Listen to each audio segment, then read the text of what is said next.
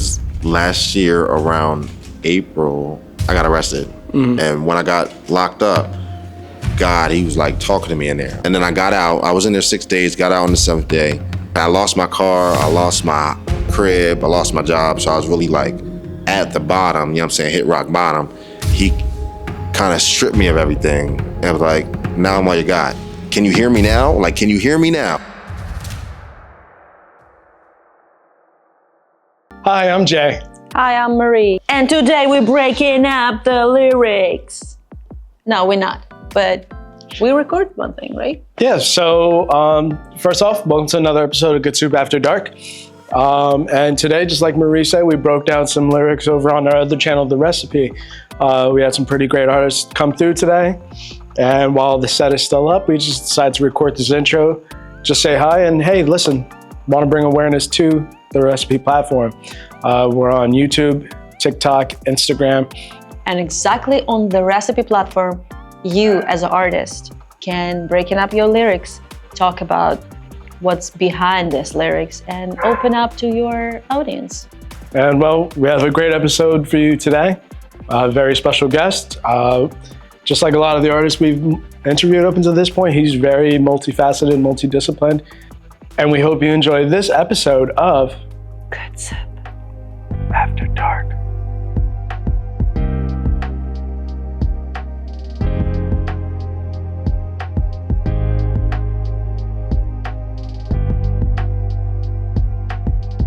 Welcome to another episode of Good Soup After Dark. I'm your host today, Jay Gonzalez. We have Morihrihart behind the cameras on the ones and twos. And today we have a very special guest. He's a musical artist. He's an author, screenwriter, actor, director, does pretty much everything. And we love having these types of multidisciplined artists here on our podcast.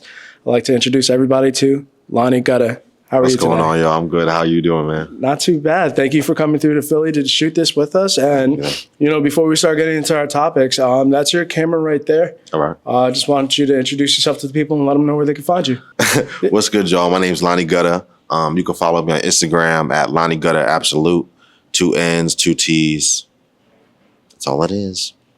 Awesome. We'll make sure we include a link to that and the other things that we talk about down in the description below. Facts. Yeah, can you just tell us a little bit of just like, you're a multifaceted, multidisciplined artist. Like, what was like the earliest thing that you started like working on? Probably like short stories. I was given an assignment in like maybe 7th grade, like elective, a little writing class elective, and they just gave us one assignment to write a little short story. And I'd never written books or anything like that, but so I didn't even think I really could. I thought it was gonna be hard. But once I started going into it, I kind of used like things that I've seen. Like that year we were listening to a book on it was a Goosebumps book. I don't remember which episode it was, but there's this episode where like they're dead people. The whole town is dead people. It's like this family of living people moved to the town, and then all the people are dead, but they don't know that they're dead. So it was kind of a play on that. So yeah, that's where I started, and then I took it farther than just a short story. Like I wrote more. We were supposed to write like a page or so. I wrote like 18 pages, and then finished the book, and then started passing it around in school, and everybody liked it. So that's kind of where it went off for me. Did it have to be like a horror book or like it could have been whatever. And what are your particular interests when it comes to books? I know we discussed it, you know, like when we got to know each other, but there was a couple of genres of writing that you like and you even do today. Yeah, I'm more now is like sci-fi. I always love sci-fi, like X-Men and Charmed and stuff like that. That's always been my in the supernatural world. That's always been my main go-to. So that's kind of what I get into now. And I do more on the spiritual side now because where I am in life. But yeah, probably sci-fi fantasy is my top genre. And, you know, we mentioned that you're an author. You're a published author now. You have a book out. Yeah. Do you want to get into the book a little bit? Yeah, the book's called Red Dot City Underground. It's inspired from some real life events, you know. It's about the city I come from, Reading, Pennsylvania. So it's about this kid who finds out he has powers. So he comes from a long line of witches or whatever. But since my grandma got saved, she never touched witchcraft. But her whole family around her did touch the witchcraft. So when those people passed, she stopped. Hold on. Once she got saved, she took everybody's gifts away because we had God. Everybody was good. Not everybody, but there's a certain amount of people that were given God-given gifts to be the army, be a part of the army of heaven. You know what I'm saying? So she took all their powers away and just locked them away. And when we were born, locked ours away too. So eventually, when I turned 15, I just randomly, God makes something happen to where I go to the place where nobody ever allowed to go to. She had this one room in the attic where nobody's allowed to go to. It was always locked. You can't get into it with a damn C4. But for some reason, the doors open when I go up there, and I find a book, and the book opens up on its own, reaches a page, and I start reading out of the page, and not knowing, I unlocked my powers, gave powers back to everybody who they were taken, and it kind of just goes on after that. So in this book, it's just me finding my power, me finding my faith in God, and kind of learning what he wants me to do. You know what I'm saying? Just as a young kid who's, Can we ask about the title? Yeah. So the underground, so Red Dot City is what we call the city of Red, and they call it the Red Dot City. I'm assuming because people get shot there. So I'm assuming that's why they call it that. But and then underground, it's a play on like the Underground Railroad. But the underground in my book is that also, but it's like the supernatural world, like the like how there's underground artists you don't really know about, and there's underground, a spiritual world you don't really know about. You know what I'm saying? And that's kind of what that is. Me kind of getting all the knowledge from that and teaching my family. So it's kind of like I guess that would be a triple entendre. Yeah. Okay. So yeah. when you say underground, it's like Underground Railroad, you kind of delivering your family. Right. Yeah. In this book to save them and to help them out. Yeah. You talk about like underground artists like yourself, because that's how you see yourself as well. Yeah. And then underground, like the different spiritual world, like they could be good, they could be bad. The underground, it's like not well known. So I didn't even think about it like that. That's crazy. Yeah. Definitely a triple entendre. there you go. But so like it seems like it's like semi-autobiographical, maybe not semi-autobiographical in the sense that like this is something that you actually lived out, but it's from your perspective, like the first person perspective. And like obviously it seems like your family was like a big inspiration from that. And like, I mean, what other life events or just like anything that happened in your life, what was an inspiration for the book? Well, I've always just been told that like I always just knew stuff. You know what I'm saying? I always been connected to the spiritual realm. So like when I was a kid, like a toddler or whatever, my mom always tells me the story of how she would take me around the church. And no, there was one day they had me laying hands on people, and I was like in her arms. But they were like this one lady I wouldn't touch. Like I could always discern spirits, like bad spirits against good spirits. You know what I'm saying? So, and then I don't know what they found out about the lady later, but ever since then, I've always been a good judge of character. I've always known the bad guy was coming. I always knew something. Sometimes it would just be in my attitude. I would have an attitude in a certain place, not know why I had the attitude, like in a new house we had in Virginia, not knowing the house was leaking carbon monoxide and it was killing us. But I was like, I just had an attitude. I don't like this house. And my aunt was like, oh, he's just a hater. No, maybe God was telling me, you don't get this house because you're going to die here. So God, thank God we didn't die. But yeah, it's just stuff like that always let me know that the spiritual realm is real. You know what I'm saying? So, yeah. Yeah, and just kind of going off of that, and like, you know, we had conversations off the pod and getting to know each other. Just going off of that, like you mentioned that you were recently saved. So you always had like this intuition when it came to your own spirituality and stuff. But you kind of renewed that or found yourself in this recent journey. Yeah, because you know how you think you know God and you think you know everything, and then that whole reality gets rocked. That's what happened. Even though I come from a Christian household where I was saved as a kid, but not knowing once saved, not always saved. Because once I became an adult, life was just hitting me. Sin was just hitting me. You know what I'm saying? I was becoming a person that I wasn't meant to be, but life kind of makes you, you know? So, yeah, I got newfound knowledge in God, the correct knowledge as an adult where I can actually comprehend it. Because you in church as a kid, you don't like, oh, who's Jesus? Yeah, you don't even know who Jesus is. You say, thank you, Jesus, but you don't know who Jesus is at all. You know what I'm saying? So it was kind of just that, like a awakening, like a spiritual awakening and a physical awakening.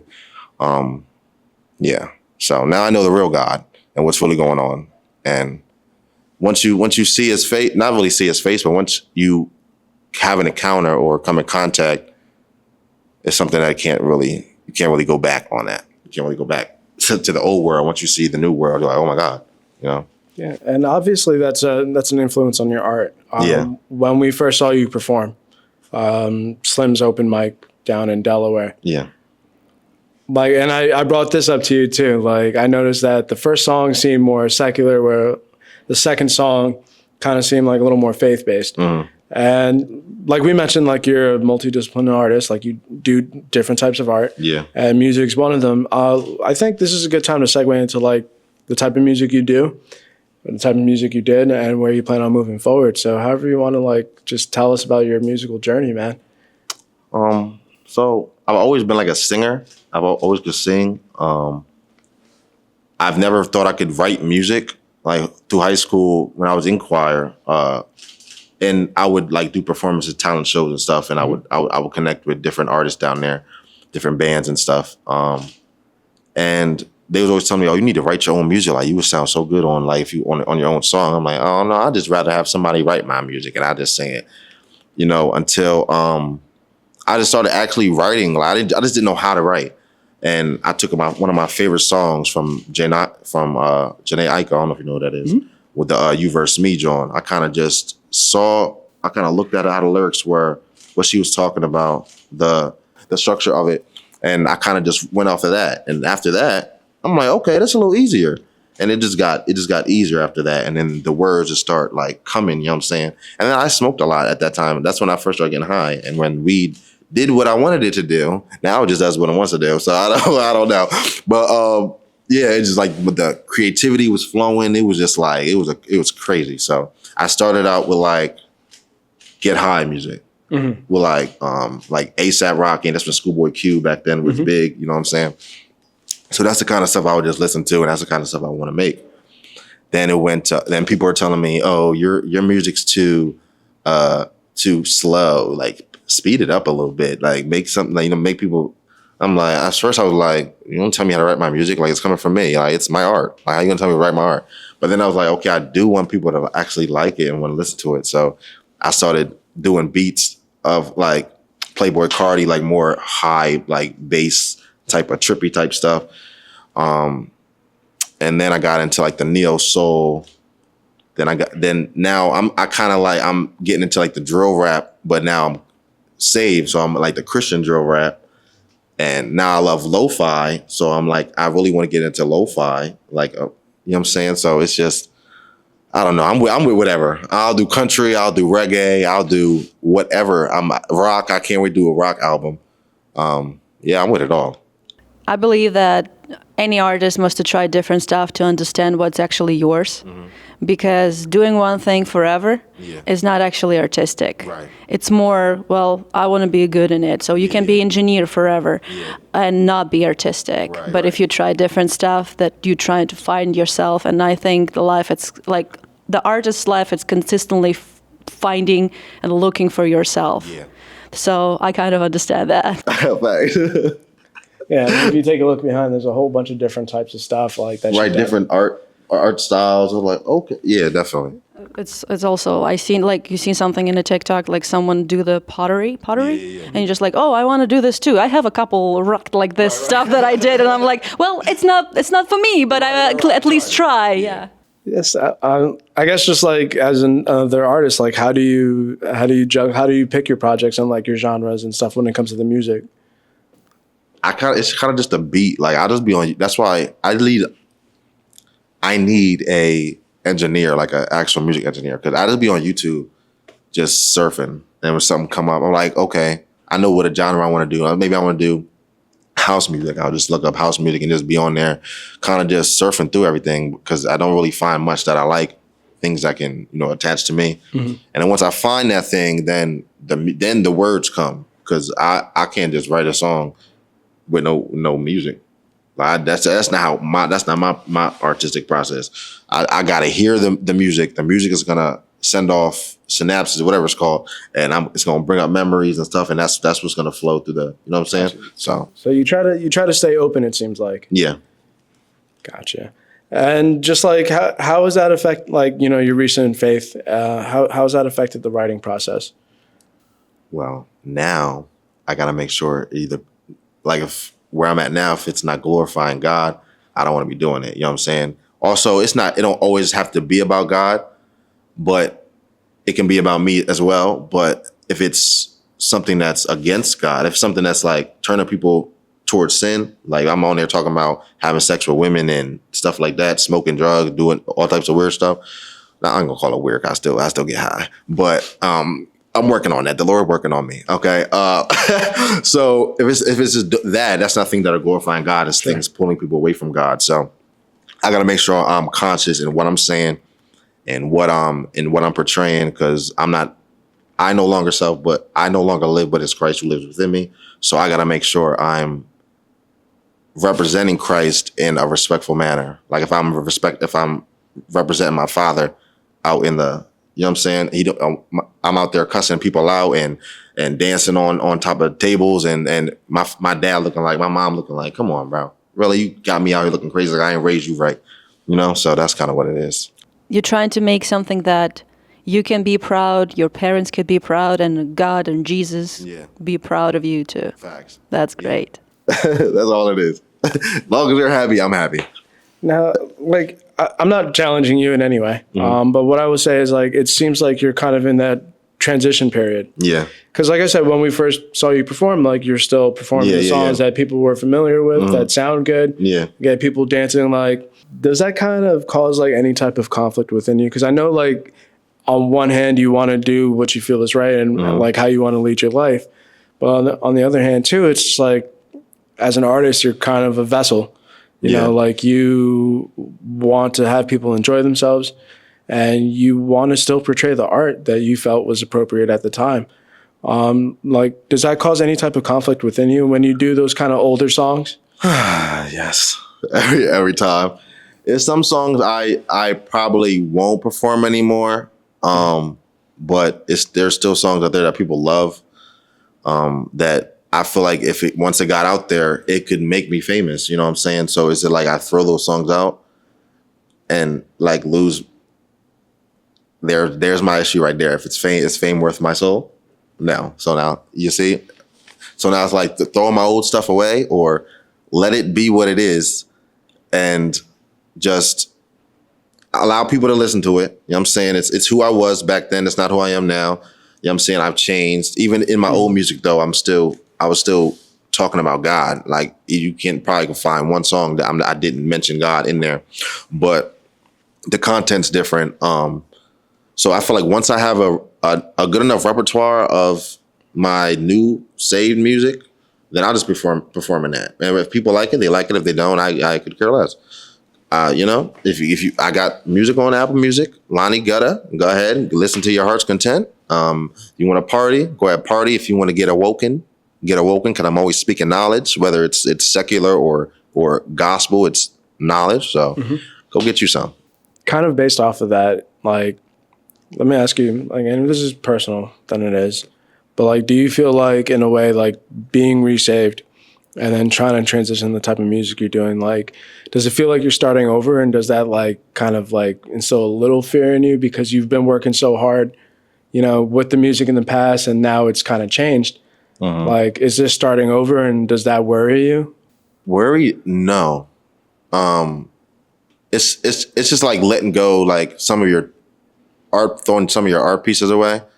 It's like you don't think of that no more, and you feel like they might offend you how you feel now, and you just throw them out. It's kind of like that. Like that's part of me. That's who I am. I mean, that's who I was.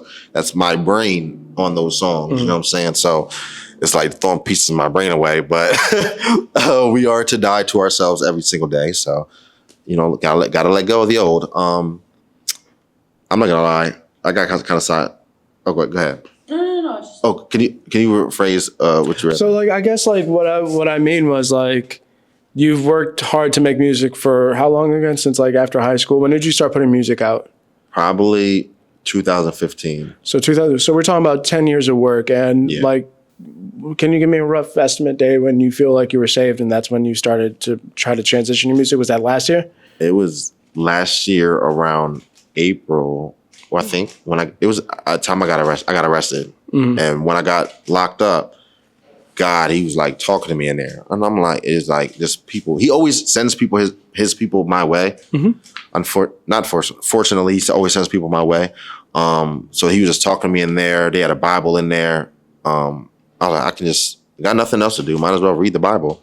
And it was always hard for me to read the Bible. It was like reading, I'm saying, a book you know nothing about and you don't understand it. You just, you know what I'm saying? And then in there, he's giving me dreams. He's talking to me. I'm like, I'm transforming in there. I don't know. It's just like something's going on in there. And then I got out. I was in there 6 days, got out on the 7th day. And then as soon as I got out, I was like, I lost my car, I lost my crib, I lost my job. So I was really like at the bottom, you know what I'm saying, hit rock bottom. And then I think he does that. He does that sometimes because we're so caught up in the world. I also caught up, always busy, always doing something, always, you know what I'm saying, worried about everything else except him, that he kind of stripped me of everything. And I was like, now I'm all you got. Can you hear me now? Like, can you hear me now? And it was like, I heard him. I was like, okay, cool. So then I went, my friend Relicus, who produced the movie, the come up that I'm in, I went to their church. I was like, bro, I need to go to church. Can you hit your mom up? Like, see if I can ride with her to church tomorrow. Pick me up. We went to church. Oh, no, actually, we all went together. Like, that was one time, me and the boys, we just went. And, you know what I'm saying, she talked to me, God talked to me through her, and everything she said out her mouth was confirming what he was saying to me. So that's why you can always, people are going to tell you're going to have things talk to you in your head all the time. You're going to have the negative spirits talk to you. You're going to have the positive God talk to you. But you don't really know what information is coming from where until you have a foundation, you know what I'm saying? Which is, you know what I'm saying, in my belief, the Bible. But when we're all on one accord, like Christ people, you know, all on one accord, he's going to tell us the same thing. So what he's been telling me, and I wanted to go to church too, because I feel like I had unread messages from God. You know what I'm saying? Like my machine was full and I couldn't hear. So I was like, if I go to, I just need to go hear from God. You know what I'm saying? That's why I really wanted to go. I felt I needed God. I needed to hear from God clearly. I knew it was from him. And I went there, you know what I'm saying? She called me to the front. They always do that when you go new to the church. No, they gonna call you up to the front. So be prepared. She pulled me up to the front, and you know, prophets, they hear from God, you know what I'm saying? And they got to do their own sacrifice to, you know what I'm saying, hear that, you know what I'm saying? They don't just get it because they are them. They got to go through sacrifice. So she up there talking to me, confirming everything, breaking down, crying, all types of stuff. And then after that, it was like, all right, this is what I'm doing. This is what I'm living for. I'm not going back to sleeping around, not going back to being angry, going back to fighting, going back to doing none of that. Like, none of that served me. Like, so I'm going to follow this man, Jesus, who I know now, and that's just what it's going to be. Thanks. It's always interesting how people find the faith in God. Like, you can find, like, we always understand, like, everyone understand that something exists, right? Yeah. Something bigger than us. Yeah. And it depends how do you see yourself in your life. So it's like, I can do whatever I want. Yeah. And I'm going to have some punishment. Yeah. From the sky. Yeah. Or from myself. It's like karma. Yeah. Like, I know I did something bad. Yeah. And when you realize, and how I understand that if you pass all of these steps in the church, so they clean you up of your sins, and you like a little baby come out, and now you like do the first steps. And I know people who gone through this, come out and like, oh, I'm clean. I can start from the same thing, do the same things, like talking bad straight after the church. And you decide to go a different path, and you decide to make songs specifically in that direction. How do you think that the ideas of the song, so you said you hear the music and you create the song, how do you think the idea, it's something that you relieve, or it's something coming from somewhere? Because a lot of artists say like, oh, I never have this like, I don't know, rhymes. It's just some from nowhere. Like, it's just like boom, and it's like in my head. How do you feel like when you creating, how it feels inside of you? That too, because sometimes I'll be like, these words are not my own. I don't know where they came from. I don't know how I'm saying them this way, but thank you. Like something, they're from me and my life experience, but the way I'm able to put them together and create some type of, and then sometimes I'll say something and I don't realize the double meaning of it until like I listen to it again. I'm like, I didn't mean that. So it couldn't have came from me because I wasn't trying to do that. So yeah, I definitely feel what you were saying when you said that. Yeah, definitely. Yeah, I think that goes back to like mentioning being like a vessel. Yeah. Right? Like, and you got to be a clean vessel. Like no one wants to put food in a dirty dish. Right. Right. So, I guess like what Maria was saying was that comes from a different place, which obviously for you would be God. And I also want to touch on something she said. She was like, how people, they'll go to the church and say that I'm clean and then go back to sinning again. And that's exactly what's wrong with Christianity. That's what's wrong. That's why people bash Christianity a lot, because Christians aren't being proper examples of Jesus Christ. They think just because I believe in Jesus Christ that I can just go on sinning and do what I want to do and he'll forgive me. Yeah, that's the exact thing that's going to get you sent to hell, unfortunately, because you can't love one thing and hate the other. You can't love two things at once. Like you gotta love one thing and hate the other. With him, like you can with the world, you can love a million things. You can love a million gods, but with him, you can't serve him and also serve the world. You know what I'm saying? So you can't be out here if you're filled with the Holy Spirit, that stuff is gonna naturally fall off of you. Like God's not saying you're gonna change overnight and be a magic person, because that make me a liar. Then you're still going through that conflict. Exactly. Like, with the music specifically. Yeah. So you're not just gonna change overnight, but it should, if you don't have no conviction, if it's not like bothering you, that like when you curse, like I still be cussing sometimes. And I'm like, after I cuss, I'm like, I'm not supposed to be cussing. I'm supposed to stop cussing. You know what I'm saying? Before I just wouldn't care. Before I would just cuss somebody out and just be selfish, block them so that when they need me, and I'm just like, I can't deal with it right now. Like I'm blocking you. Now I have to actually deal with this stuff. Like I have to actually be the person somebody counts on, even when I can't be that for myself. I still got to do this shit. I still got to do it. You know what I'm saying? So yeah, it's like sacrifice. I just got to make a sacrifice. Like as for example, me taking care of my grandma. Mentally, she be driving me crazy, but it's who am I to say no? Like God said, God would not let me get a job out Delaware. I was out here 5 months trying to get a job. He said no. As soon as I go out there, I got a job in 30 seconds.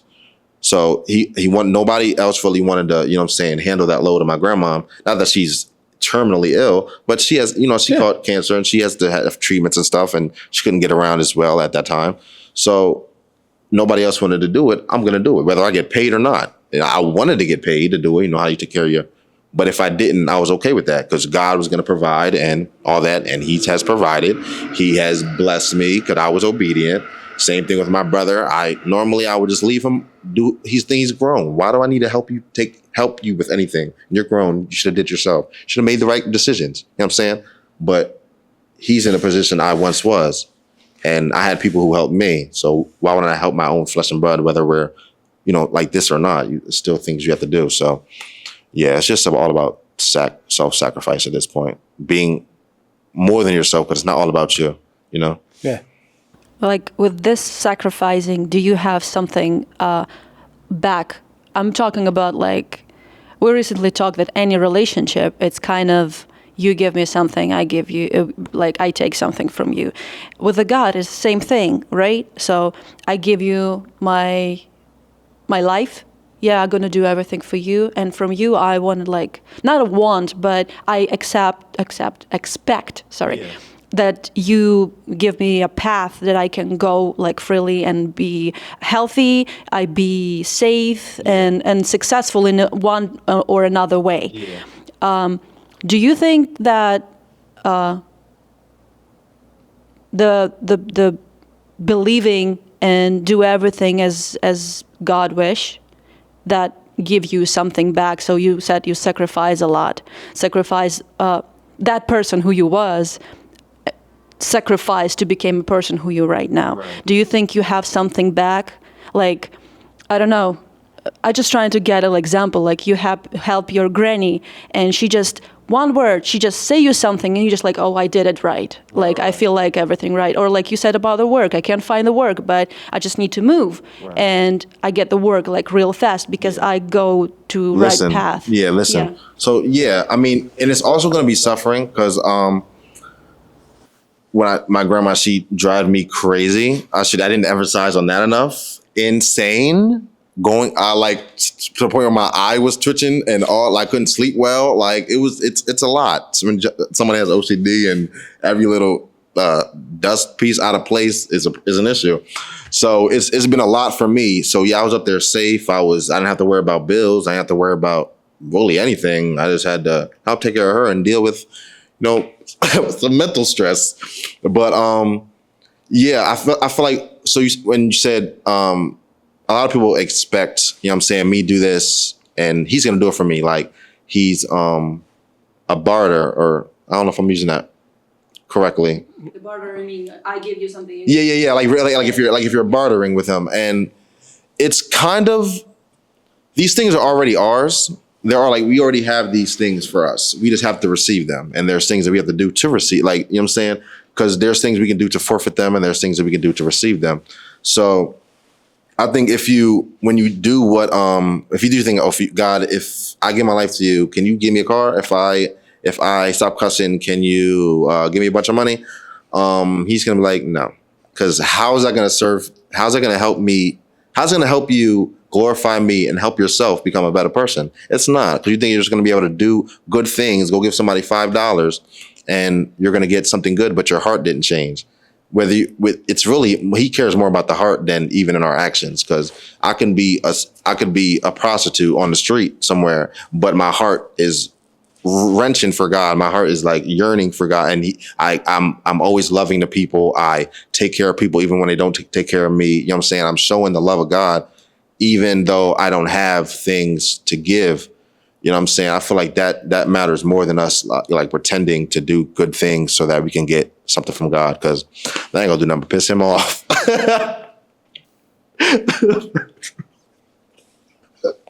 Fair enough. You know what I will say, and like, this is not a critique, and I'm not telling you how to live your life. Obviously, you're doing a good job figuring that out on your own. But just kind of going back to like the music. Mm-hmm. Like, and you're obviously well on your way. You're conscious of like, like how you feel when you feel like you have to perform that stuff. What I will say is like, like, especially if like what you're doing is serving that higher purpose, like as long as you continue to dig into that art and get better at that particular art. Yeah. I feel like trying to appease the people that appreciate the music from before is pulling away from the energy creatively, physically, mentally, that you could be putting towards like the art that you're making now. Yeah. You know what I mean? I respect that. Facts. Like I said, I'm not telling you, hey, you stop doing that, do this. But what I will say is that like, just take stock of the energy that you're putting into different things. Being someone that you do multiple different things to begin with. And really, I would just say take stock of what you're putting your energy into.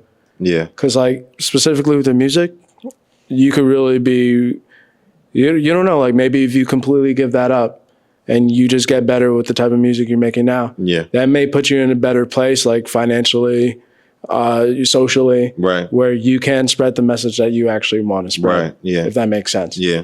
So I would say don't hold yourself back. because of your past and because of the fans you've acquired in the past. Yeah. Like if your fans love you for who you are, they're just gonna follow you wherever you go. Oh, the ones that love me. They whatever I go do. They're gonna follow you wherever you Facts. And if there's someone not, then they fall off and you find another one. Because there's always someone who gonna appreciate your art. Yeah, that's facts. That's something I had to learn. There's always somebody gonna appreciate it, even if everybody don't. So don't let the old stuff hold you back, especially if the old stuff does nothing for you. Right. Respect. Facts. You heard it here first. But I do want to get into the different types of art that you do. I've chatted with DHPOV on Instagram. My boy. And we chatted, and he's like, hey, you know, I did this movie. You should watch it. And that movie was The Come Up. And he's like, it's on Tubi. I'm like, okay, so it's free to watch. It's got to deal with some ads. Yeah. And I was, you know, on my breaks and lunch at work, I would like, over the course of like 2 days, I would watch it.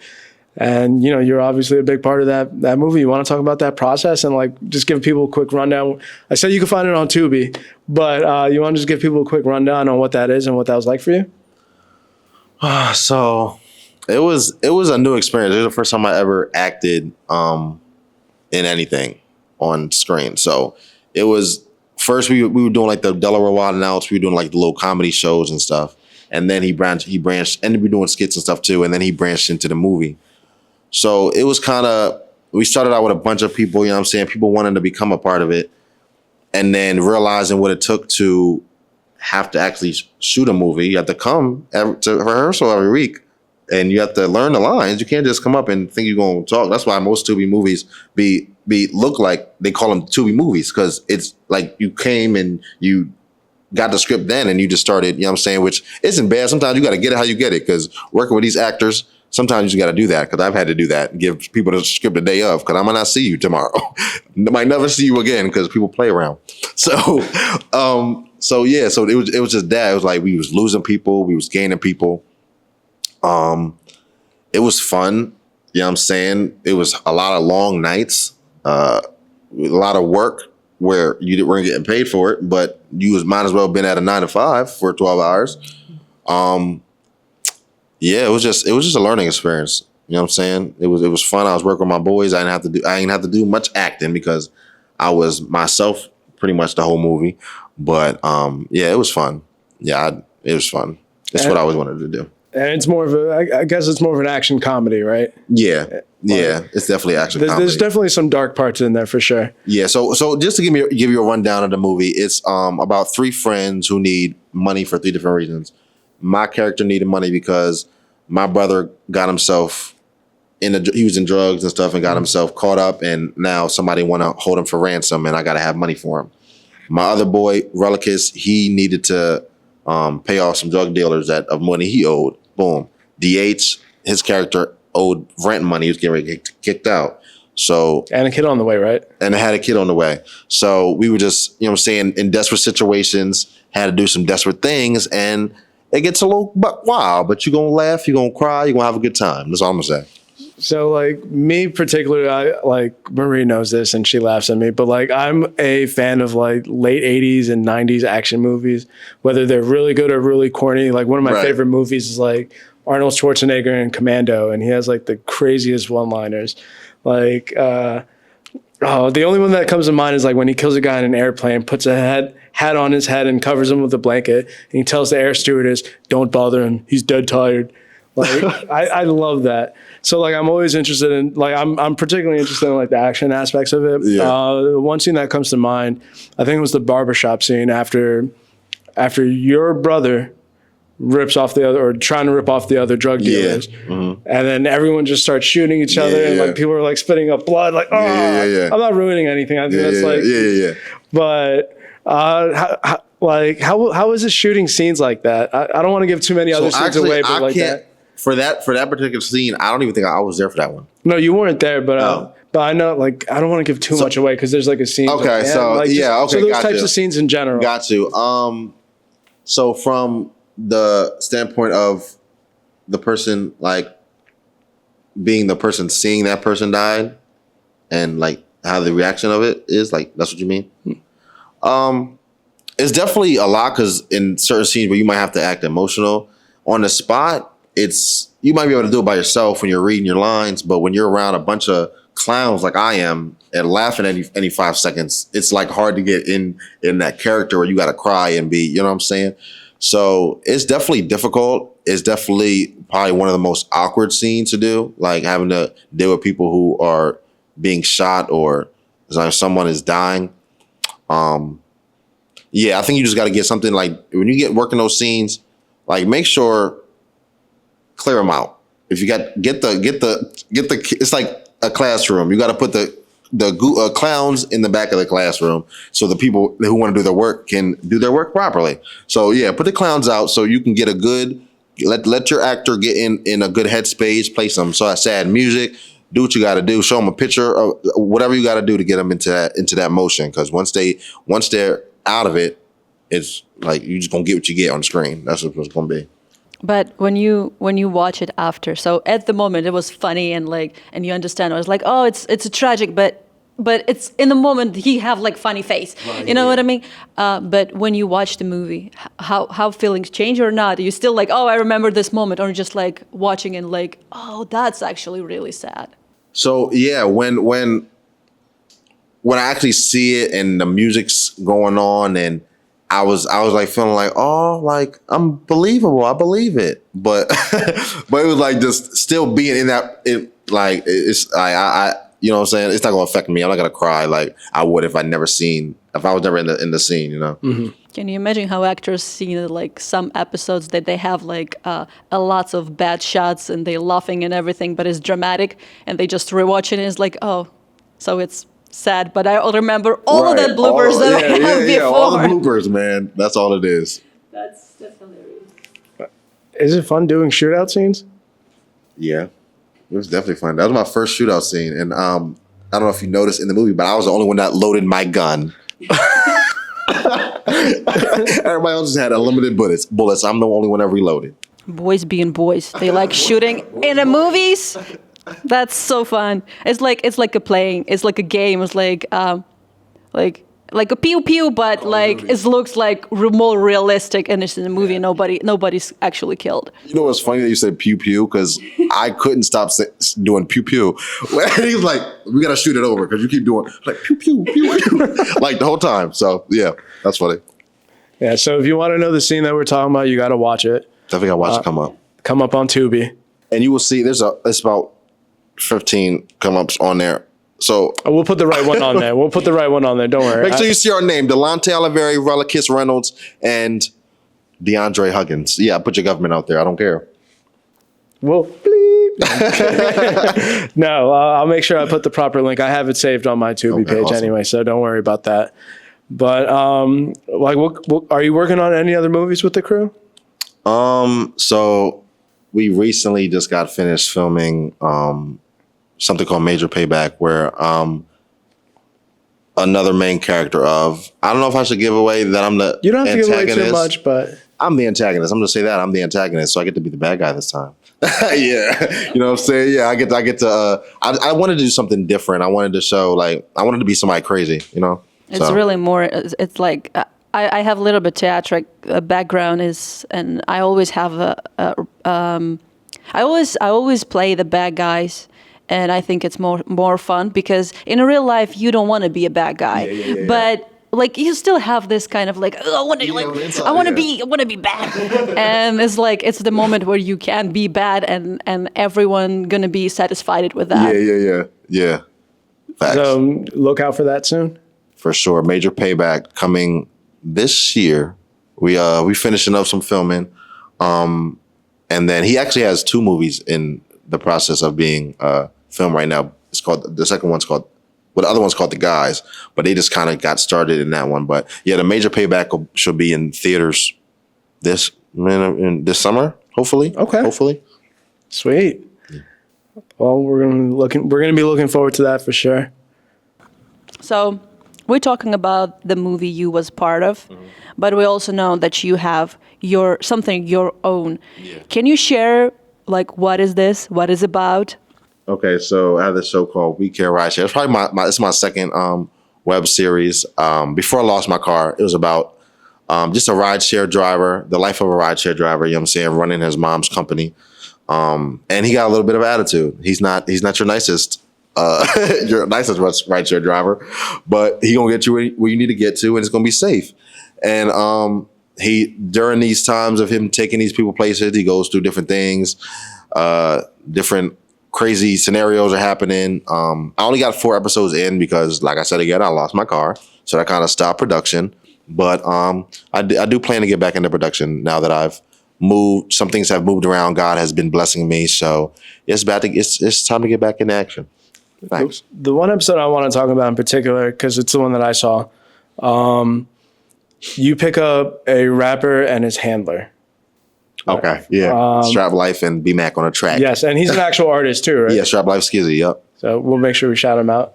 But yeah, where did that idea come from? I mean, you mentioned to me personally that your mom actually does do this rideshare thing. Yeah, this was her company. She founded it here in Delaware.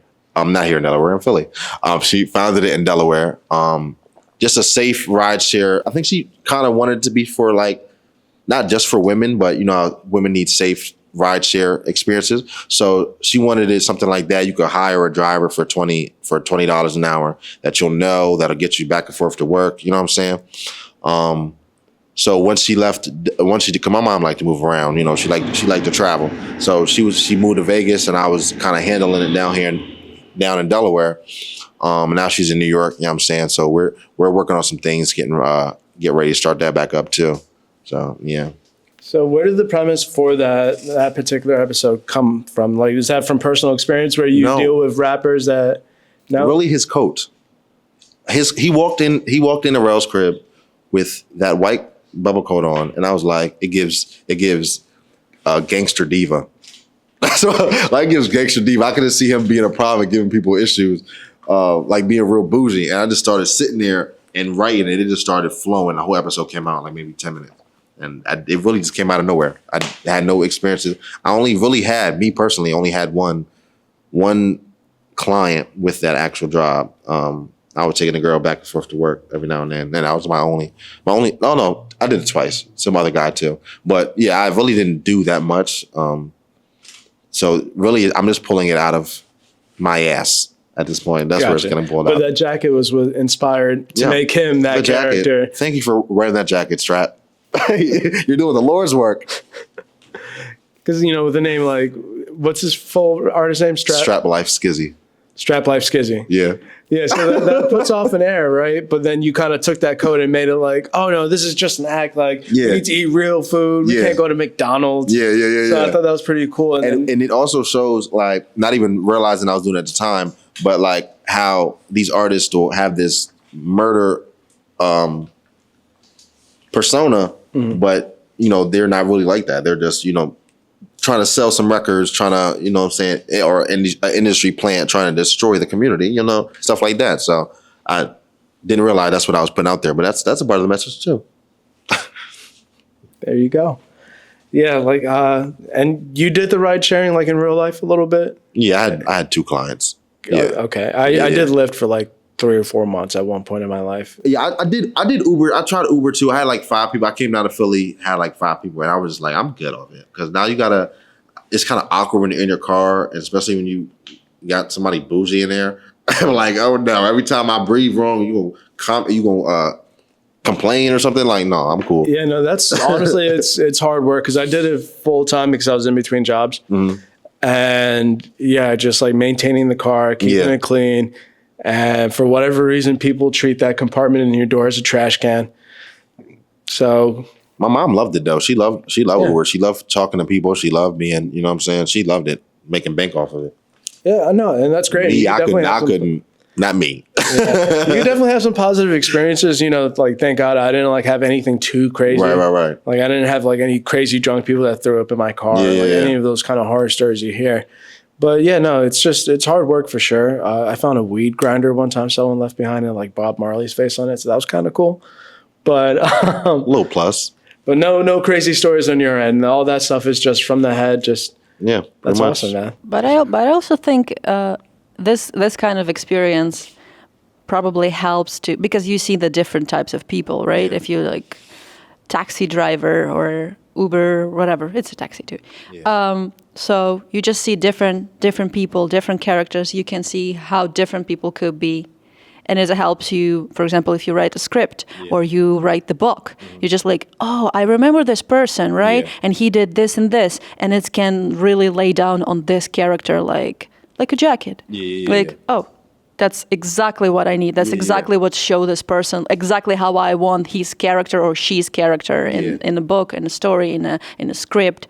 So this kind of, I believe you need to work with people, with the different types of people, and maybe never see them again, but just see the ones, the character, to have it, to absorb it, and use it in your artistic way.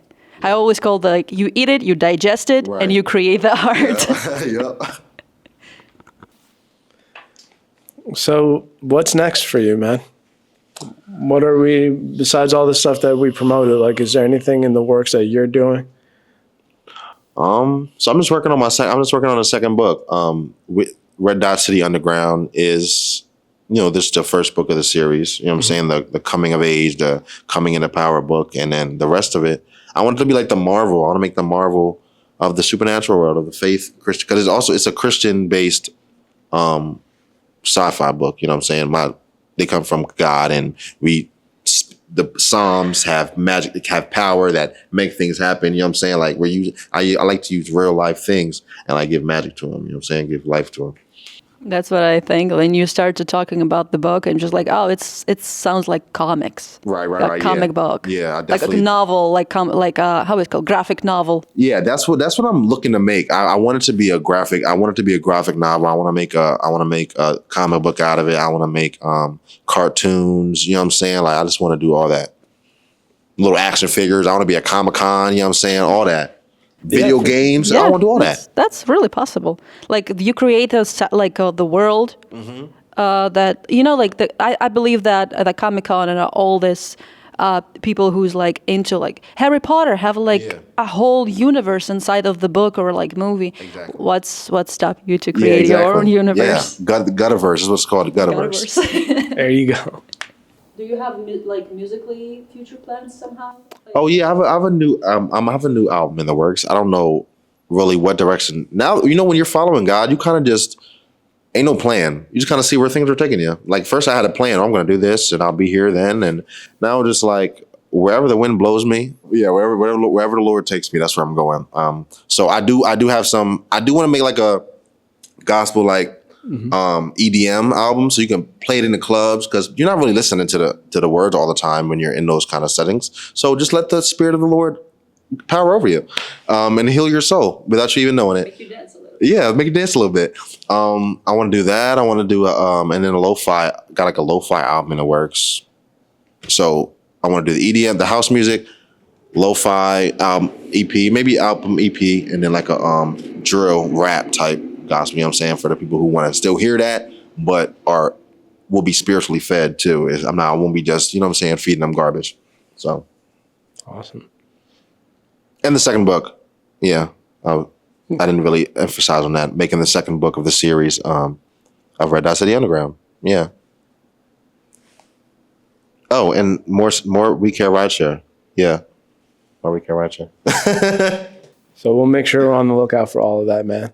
Definitely. Well, Lonnie, thank you for getting on the show and just sharing your story with us. Thank y'all for having me. It was a great time here. Well, we really appreciate that. But before we sign off, just going to give you the camera right there again. Just let people know where to find you.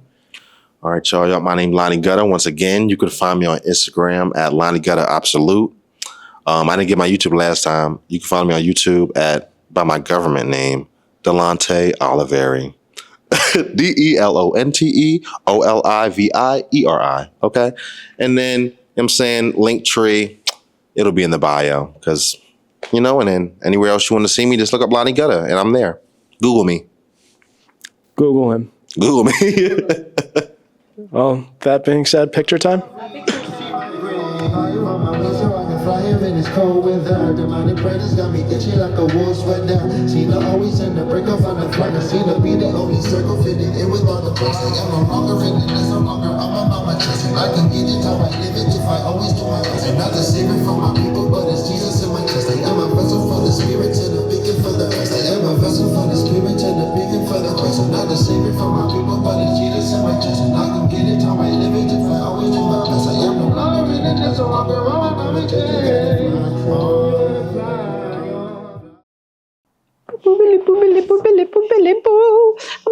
I want chips. I want a chip. Make sure you check out the recipe. Check out the recipe. Recipe. Blop, blop, blop, blop, blop. Soup recipe. You take 2 big onions, big pepper, 4 small potatoes. Chop it, chop it, chop it, chop it, chop it. Done. Bye.